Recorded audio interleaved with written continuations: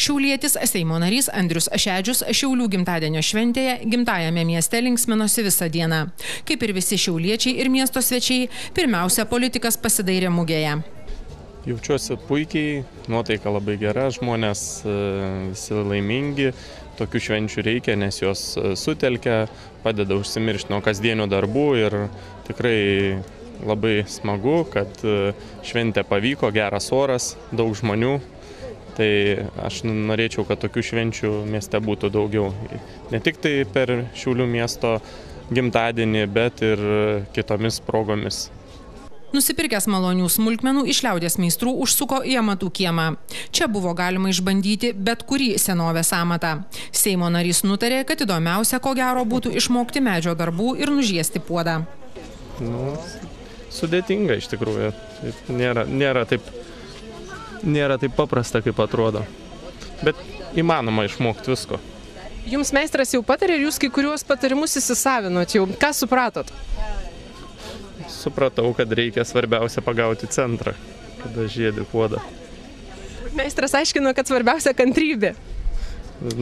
Čia irgi nemažai svarbus dalykas. Kažkas tai išėjo. Jeigu neturėtumėt inžinierių specialybės, ar rinktumėtės puodų žiedėjo? Abejoju. Kantrybės trūkumas, čia reikia kantrybės daugiau. Kaip matot, nėra taip lengva pasidaryti. Nors išmokus gal tai paprasčiau būtų. Būtumėt gyvenęs senovėje, tai kuom save įsivaizduojat? Nežinau, bandyčiau gal kažką su technika daryti, nes vežimų gal kokių gamintojų. 773 Šiaulių gimtadienis buvo viena įspūdingiausių švenčių. Linksmybės liejosi kaip iš gausybės rago. Vakarėjant visi rinkosi valgyti didžiojo kepsnio. Patenkinti žmonės, skanu sako.